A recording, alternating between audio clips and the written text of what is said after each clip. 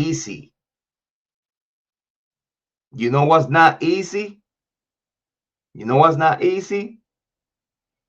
That if you have a suspect, you try to investigate a suspect, soon as that person becomes your suspect by law, follow the proper procedures for you to get DNA, find probable cause, do your job as a cop, as an officer.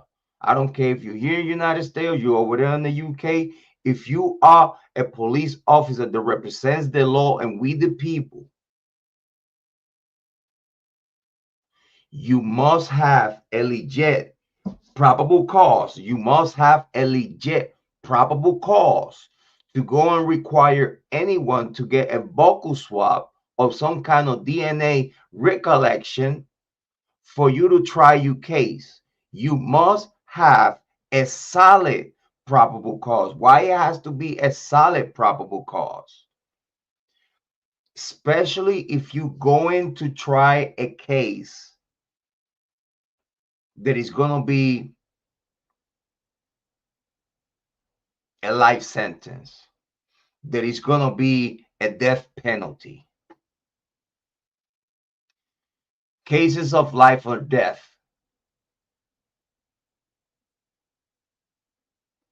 Cases that someone has died. You must care for those cases as if you was taking care of a federal RICO on the federal highest level. If someone died, it don't matter if it's the state and the lower court of district handling the case, the police officers must follow the regulation of whenever they get a probable cause. Soon as you get a probable cause, I don't want to hear he say, she say. No, I want to see all the evidence that you have. Me as a judge, I want to see what you have right now. You must have evidence that indicate that this person, without a doubt, is the person that you're looking for. Not just because he said, she said. No, you need to bring me as a judge something substantial for me to sign in on this, for you to get this person. Because as soon as I sign in on this, it's a snowball effect that is very hard to stop that snowball from becoming bigger and bigger. That's the difficult part of an investigation. The cops doing their job right. This is why I disagree with cops picking up the trash, getting DNA. You know why? Because if you do that back door in the same way they backdoor Bryan Kohberger, because I already checked the whole IGG regulations and everything. The federal government, the Department, forget it. The Department of Justice indicates that the rules and regulations and statutes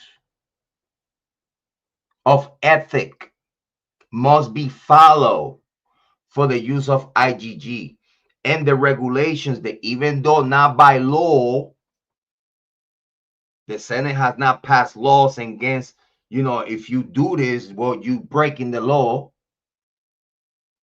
But the Department of Justice is telling you this is unethical and you must not do it. You know what that means? That no judge, as Stephen Hitler, no judge, as John Judge, no judge, as Megan Marshall, can take no IGG up on consideration for shit. You know why? Because you gotta have other stuff without the IGG. The IGG has to be the checkmate.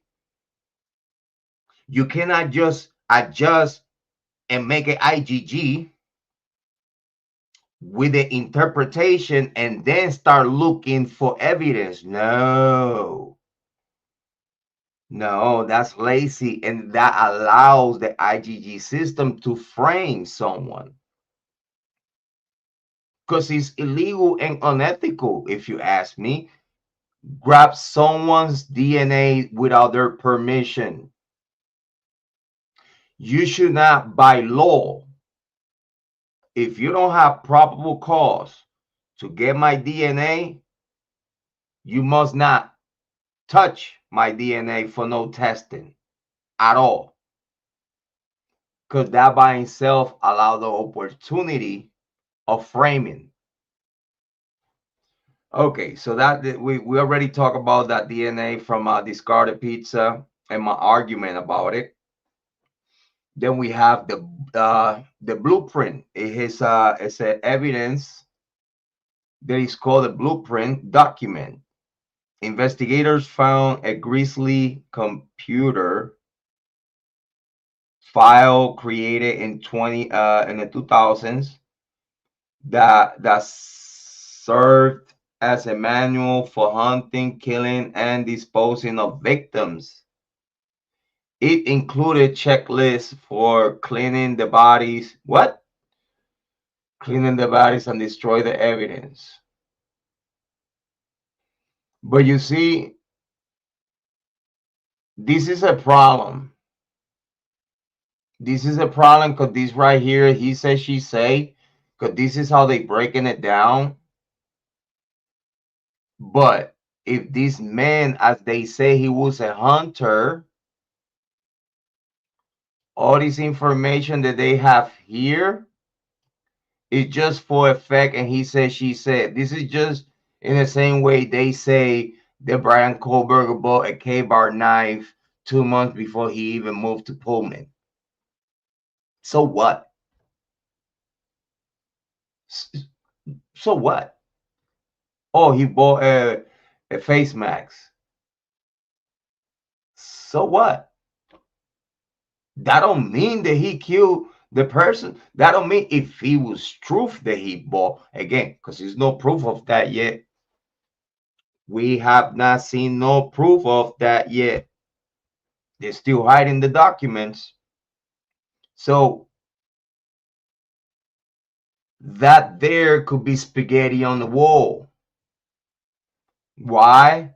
Because they're part of cleaning the bodies. That's what it tells me that the blueprint document could be nothing but a manual for a hunter activities. Big shout out to Jane. Jane said, wait, I'm not sure about this case. You saying this guy not the guy? Hey, he said he did it though. He said he did it though. You know, he plead guilty to it just like Bryan Kohberger.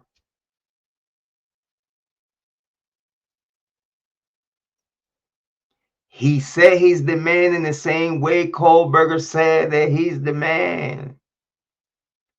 We just breaking it down as we know how to do it better than anybody else, Jay. I'm just giving y'all the meats and potatoes. Y'all take your own conclusions, okay? If you want my take on that, I tell you. But we might have another Bryan Kohberger in this case. So the reason for why I'm taking that take on that is because they're part of cleaning the bodies. None of the bodies of the victims were gutter. None of the victims, but they die by strangulation. None of the bodies would temper like that, like to get open and gutted and clean and or chop up or nothing like that.